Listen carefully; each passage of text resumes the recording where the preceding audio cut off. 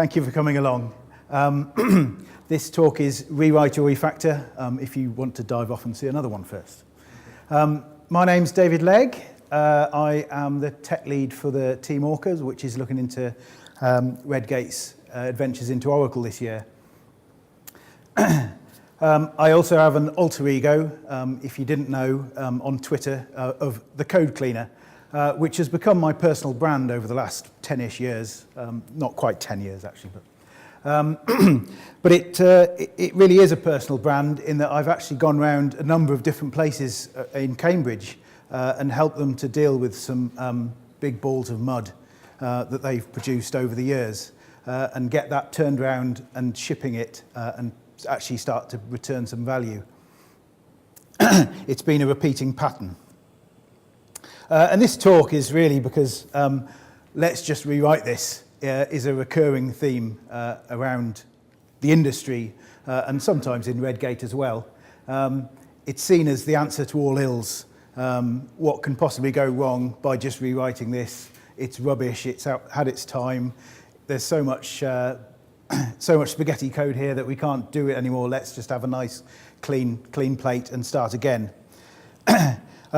But it was some time ago, a year or two ago, where I went in to help a company complete a 5-year rewrite of some technology they had, which was actually only producing 30 to 40% of the existing functionality. There had been significant effort into being able to run that with their legacy code base anyway, with their legacy product. And eventually, for some definition of November, we did get it out the door. And it really was much like the scene in Mount Doom with Frodo and Sam finally getting this thing cast out there with the help of Gollum, of course. So this talk really is about what are the risks associated with doing a big rewrite. Might refactoring what you've already got be a solution as well? There are good reasons for doing a rewrite, and I will come on to them, honest. But we'll try and explore that, that decision. So I've actually only recently become aware, but there was quite a good blog by someone called Joel Spolsky, who was involved in Netscape. And this is ancient history now, really, in terms of the internet. But when they rewrote Netscape, there's a blog out there, Joel Spolsky's Things I Will Never Do, or something like that. And the standout quote from there is that they're the single worst strategic mistake that any software company can make, which you have to say is a strong statement. Often, with these big rewrites, it comes down to, yes, those who do not learn history are doomed to repeat it. So if you're doing a rewrite, are you actually just going to repeat the mistakes that have been made in the past? There's something very often quoted at software conferences called Conways Law, which says that organizations produce designs that are a reflection of the communication structures of those organizations. And an amusing diagram here is of different famous technology companies who mimic their communication structures. I do particularly like the Oracle one, working in that space, assuming everyone can see that. But really the question is, if you've been writing spaghetti code once, what's to stop you writing it again? Is a rewrite actually just going to produce the same problems again? And this does remind me of one of my favourite tweet/quotes from Kevin Henney. A common fallacy is to assume authors of incomprehensible code will somehow be able to express themselves lucidly and clearly in comments. Well, it got me thinking that actually, if we replace comments with the rewrite, you might be getting my point. What's to stop the same group of people just producing the same ball of mud again?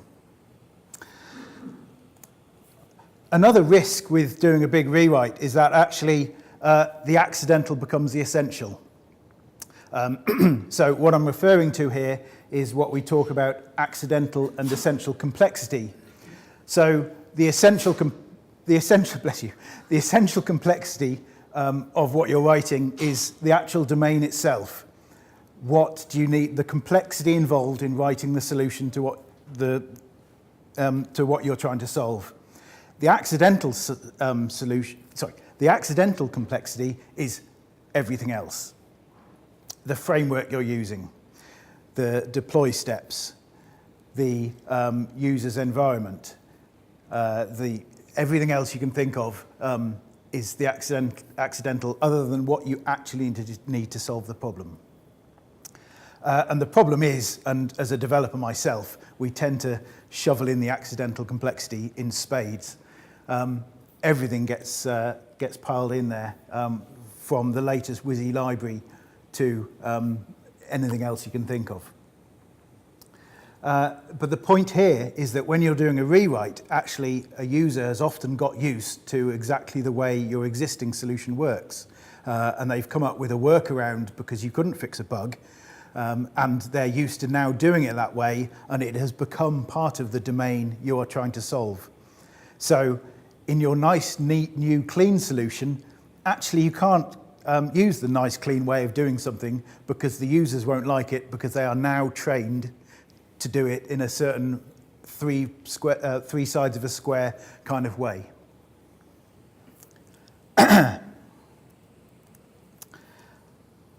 The fundamental problem with doing a rewrite is the batch size involved. So in lean and agile development, we talk about minimizing the batch size, doing the smallest increment you possibly can and delivering that to a customer. As Alan Kelly says, software has diseconomies of scale. The more you try to ship in one go, the more complex it gets, and the more likely you are to fail. Excuse me.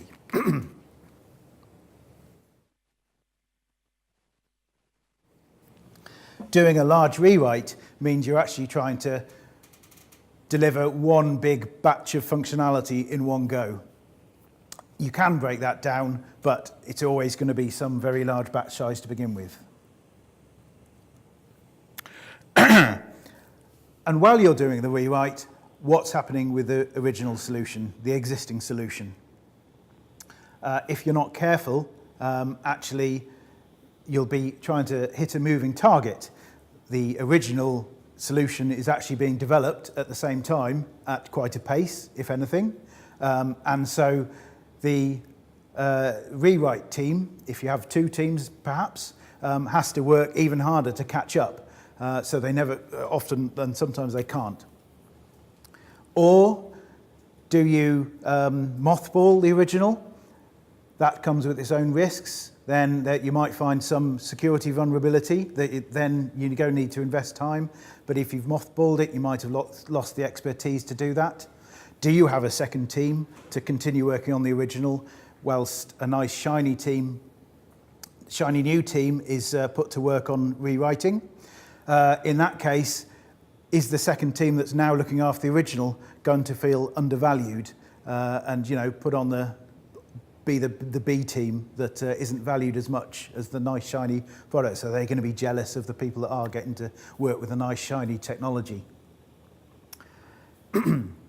And also, there can also be a sense of giving up on a product. So yes, so we should fix this bug. Let's not bother. It's the existing. Come on, let's just focus on rewriting. Well, is that going to lose your customers in the meantime? It can leave the team leaving unloved as well. Excuse me, sorry.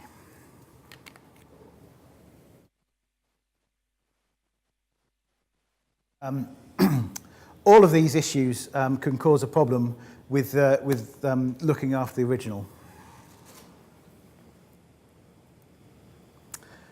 So, how might you go about tackling this? How might you go about tackling refactoring it rather than rewriting it?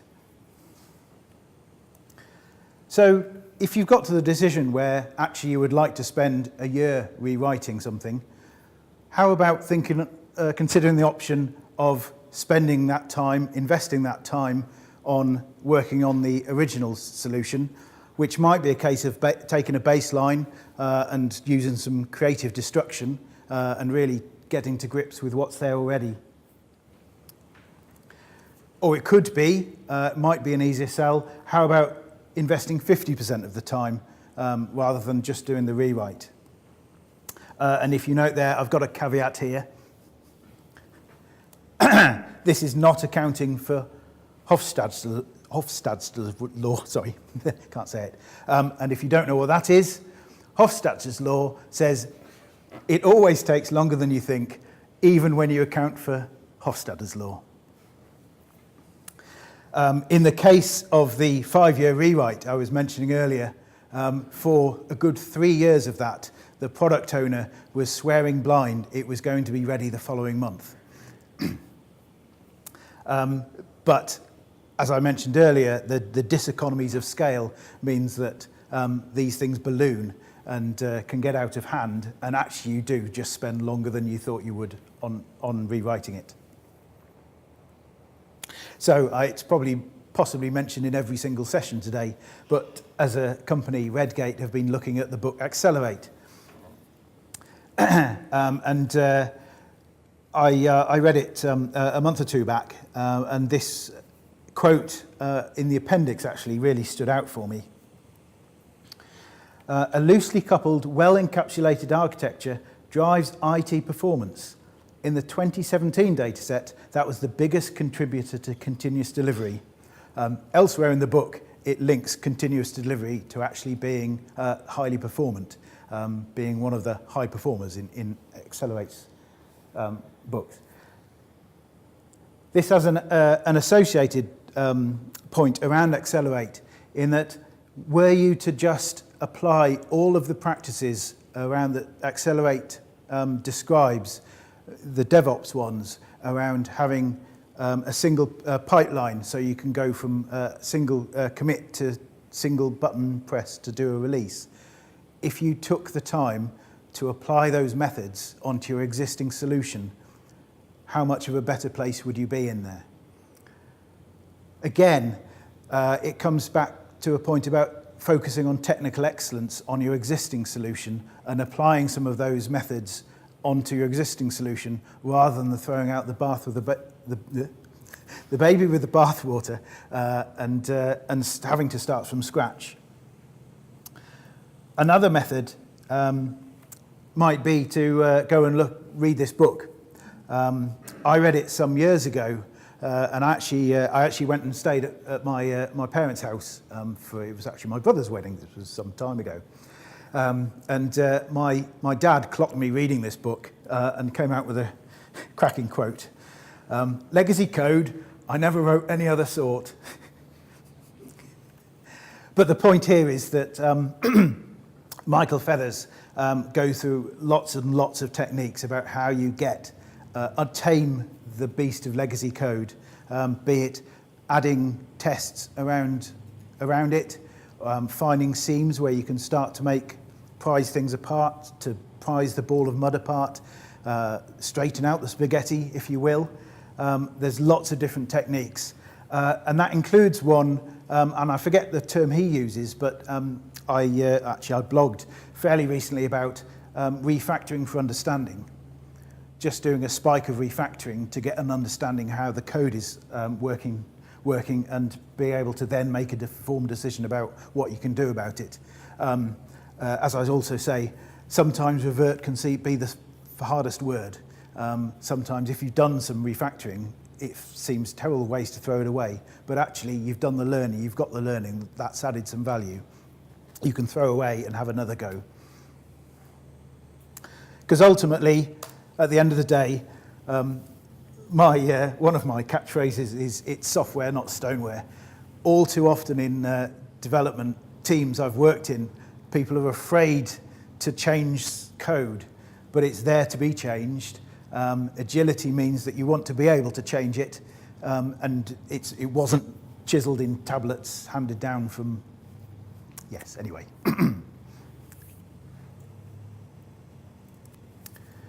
So, why might you rewrite? And as I say, there are legitimate reasons. So, to be fair to the company investing 5 years in rewriting something, to a certain extent, they didn't have a lot of choice about the actual decision to do a rewrite. Their product was actually written in Delphi, and they were just finding it harder and harder to recruit replacement developers. Excuse me. So, to some degree, they had to do something. How well that project was managed is another thing.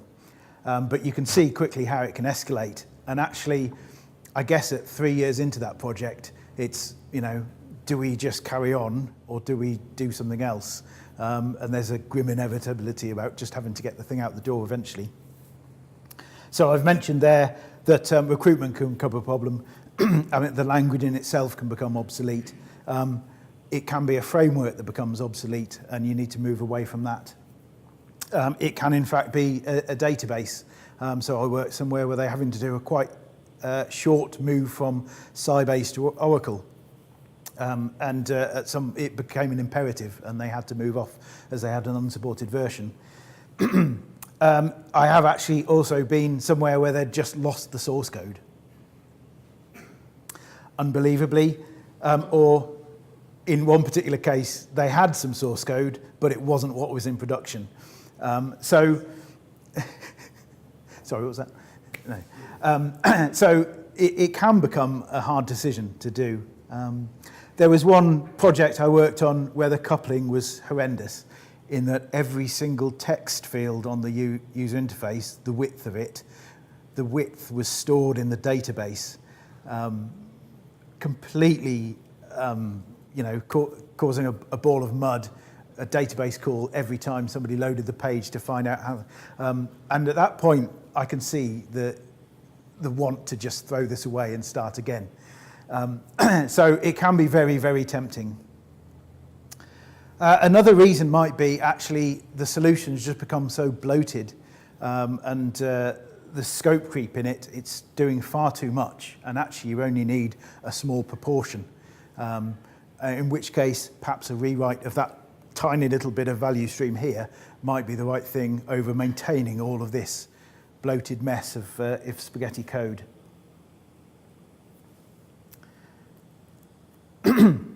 So I've mentioned why you might have to do a rewrite. Sometimes it's not a choice. So how do you go about doing a rewrite? Well, all I can really say is do it lean, do it agile. Define an MVP. What do you need to be able to ship to provide some value? To deliver something to a customer. And hopefully at some point, if it really is better, they'll be wanting you to move. They will be wanting to move over to the new solution. Sadly, all too often, the user doesn't like change and is resentful of having to move solution to a new one. Which brings to us a slightly different point around actually a rewrite is not just a technology problem. It's a whole business problem. You have to be able to sell the reason for these rewrites. We'll be able to support you better. We can provide you better functionality, more finely grained control, or whatever it is. I've mentioned MVP, but a subtle difference might be that there's a lightweight offering you can provide to one side while you actually build the rest. So depending on what your problem domain is, it might be you can just take some key input to take a booking in the first place through a lightweight control, a lightweight form, and have that do the work. And then when they need more varied support, they can go on to somewhere else to manage it. So kind of a side channel that's nicely defined. So you're not having to rewrite everything all in one go. And that is about it. So thank you very much.